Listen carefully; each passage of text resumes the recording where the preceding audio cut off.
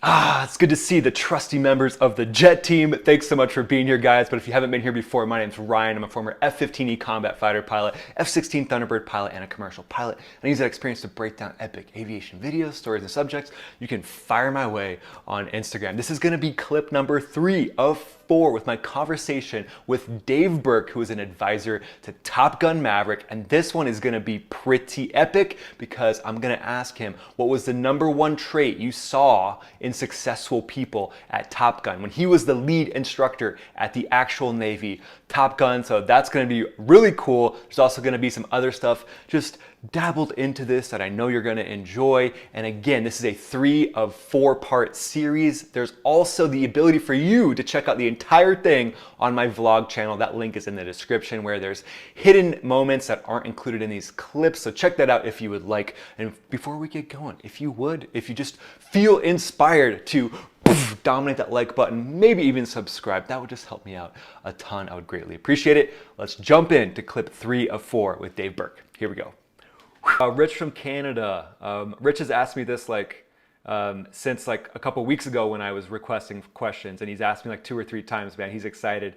Have you ever had a dogfight with the Saab JAS-39 or the Eurofighter? Not the Gripen, Eurofighters and Rafales, yes. Okay, so nothing with the Gripen. For whatever reason, I never crossed paths with a Gripen. I was lucky enough to fight some Eurofighters on a few occasions. And then very early on, I think on the very first Rafale carrier deployment, not only did some 1v1s with them, but actually flew out to their carrier and spent some time on the Deescalate and its maiden deployment there. So some really cool experience with the French aircraft as well. Awesome, man. Nice. Okay, Aditi asks, does having life on the line stand out as the single most important factor to affect the effectiveness of leadership in military versus the corporate world? Say that last part again. Yeah. So having life on the line, does it stand out as the single most important factor to affect the difference in leadership in the military versus corporate world? I thought that's what you said, and I want to make sure I heard it. My answer to that is that there is no difference between leadership in the military and the private sector. Nice. It's exactly the same. Now, what is unique is sometimes the private sector life is not on the line. There are certain jobs where that's not the case. There are many jobs, especially if you're thinking about law enforcement, healthcare, a whole bunch of things where life actually is on the line, no different from the military. And even if you're in a private sector situation where lives are not technically on the line, certainly like in combat, livelihoods are. I mean, how you provide for your family, how companies provide for their people. So there is sometimes in the military, there's a larger magnification of that risk. Combat is unique. Being in firefights on the ground, bullets going past, those are unique experiences. I can recall them in great detail and know that that level of risk certainly was magnified. But in the end, the leadership behaviors and how you lead military, private sector, it's exactly the same. And one of the things we try to do at Echelon Front is dispel the myth that somehow military leadership is different. The attributes that make you successful in the military are the exact same that make you successful in the private sector. And the attributes that let you fail in the private sector are the same attributes that will force you to fail in the military too. And you've worked for them as well. Leaders who are not humble, not credible, and not approachable usually don't succeed and usually don't have very good teams. And that's true. I don't care where you are. So I don't really draw a distinction between military and civilian. Private sector leadership is the same. But to that point, there are a couple of times where the environment is magnified, and that's a true statement. And it really just means you have to reinforce the reality that the leadership behaviors, you have to apply them even more in those situations. But it's the exact same thing. Love it. And I would just say to Aditi, just be weary of any leaders that make you show up in yellow polo shirts or like purple tank tops or whatever they. That's a good point. Watch out for the hazing. No, I'm just kidding. All right. Is there this is a question from me. Is there a common trait that you saw, specifically, let's just say at Top Gun, of the folks that would succeed and the folks that maybe they would pass, maybe they would complete the program, or they wouldn't and they would fail? Yeah. Any common traits? Yeah, I think that is in reflection, looking back and thinking about the ones that I saw, and I got to see a whole range, not just as a student, but of course as an instructor. Humility is unquestionably the attribute that stands out the most. Now, it's important, I think, for me to explain that humility doesn't always reveal itself in the same way. You're talking about that character Hangman, that he's the arrogant, loud guy.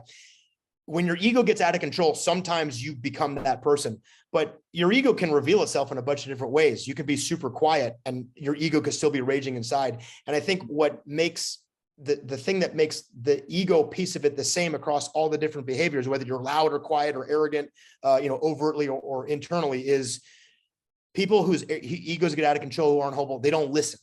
They don't want to hear what you have to say.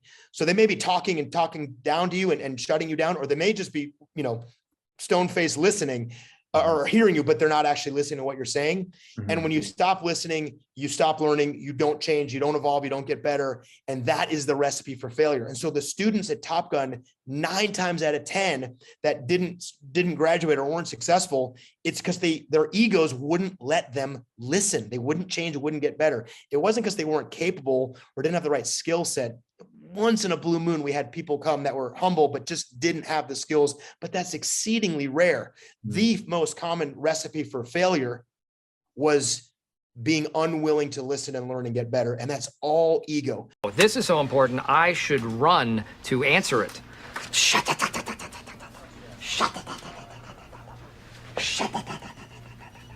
The more humility the students and the instructors had, the more likely they were to succeed. It's that simple. Nice. So follow on to that then is like, okay, you walk into this new client, I guess, C-suite, and he or she's like, here's the issue, here's what's going on. I got this going on, this is the problem right here. And they're just like talking at you.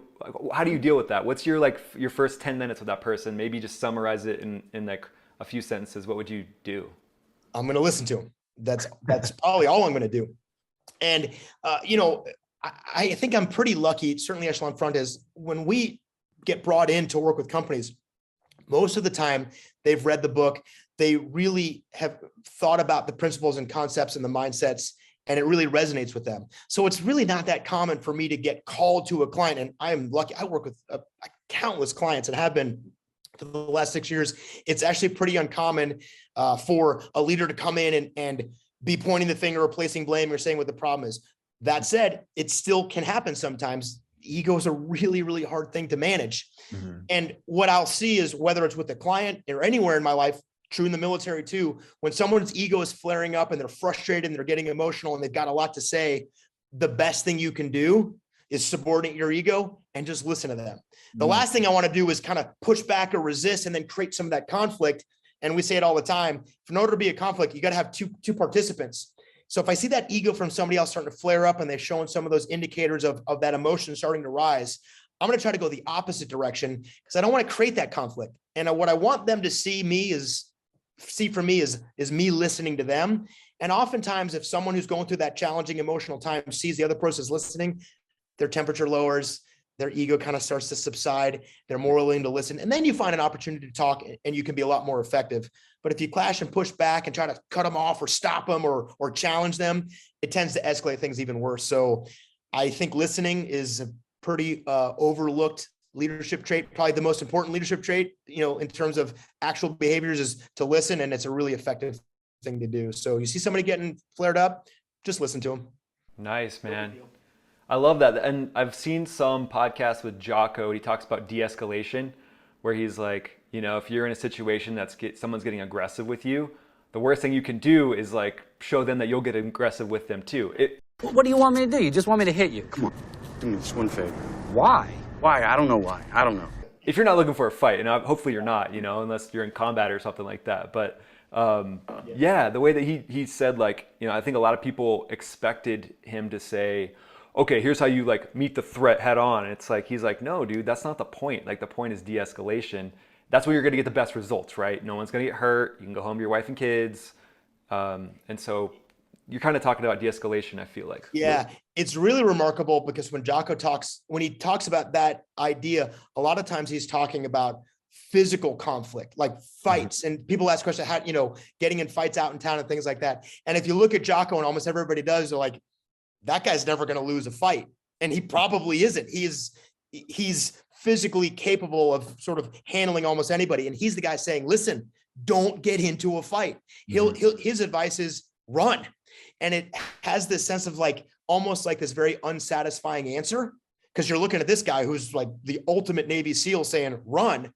And then he explains things like, let's walk through all the potential scenarios if you decide to engage in this conflict. And they're all bad. They're all bad. And what he's revealing is, even in someone in his position who physically could probably handle himself more than almost anybody else, is telling you, listen, these are bad outcomes. They're bad outcomes in physical conflict. They're bad outcomes in all conflict. And so what you really want to do as often as you can is de-escalate and avoid that conflict. It gives you the best chance to be influential over time.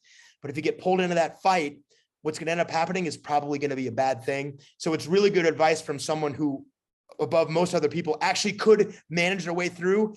And it's more compelling because he's the one saying, don't do it. Don't get into that fighting match. Don't get into that conflict. Don't get into that argument. De-escalate, go around it, go away from it.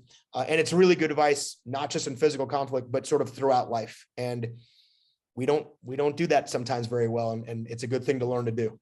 True, true. So you said Jocko wouldn't lose in a fight, but you'd beat him in a dogfight, right? Yeah, I think that's probably the only place I'm going to beat him if I could ever manage to get him in an airplane. All right, that's where else I think I'm at a disadvantage. that's fair. Okay, Jonathan, who's a GA buff, he asked, how hard was it to get your type rating in the F-35B? So you were the first one to get qualified in the F-35B, right? Yeah. Okay, so can you walk? He's talking about it in GA terms as a type rating, but yep, I'm tracking. Yeah, to get in the Navy, the Marine Corps, we call it NATOPS qualified. What do we call it in the Air Force? When you get, it wasn't NATOPS because that's whatever your check ride is. When you get, we just call it mission qualled, I think. Yeah, I think that's right. So I used to have like all the Rolodexes of all the terms correctly. I'm losing a couple of them, but I was always good at translating, Air Force to Marine Corps, like MDS, TMS, that kind of stuff. So I usually speak the language. I'm drawing a blank. I hear what you're saying. To be honest, by the time I was in the F-35, it was pretty easy for a couple of different reasons. One, I was an experienced pilot, and the initial qual is really just like, do you know the airplane? Can you know the mission systems pretty well? But the Raptor and the F-35 are really similar. So I felt much more comfortable in the F-35 transitioning from the Raptor than I did from Hornet/Viper to the Raptor. That was a hard transition for me. And if I misspoke, let me be more clear. Raptor to F-35 was a lot easier than Hornet to Raptor. 4th to 5th gen, when I was getting my qualification in the F-22, man, it was hard. And it was hard because I had thousands of hours of old 4th generation habits. I was exclusively Navy, Marine Corps, super comfortable. Now I'm in the Air Force. I'm the only Marine. I'm feeling a ton of stress. I'm surrounded by guys 10 years younger than me. I'm sort of nervous and anxious, wanting to give a good impression. I feel like the entire weight of the Marine Corps fighter aviation is on my shoulders. And this airplane is so different. So that qualification, getting mission qualified in the Raptor was really, it was a gut check for me.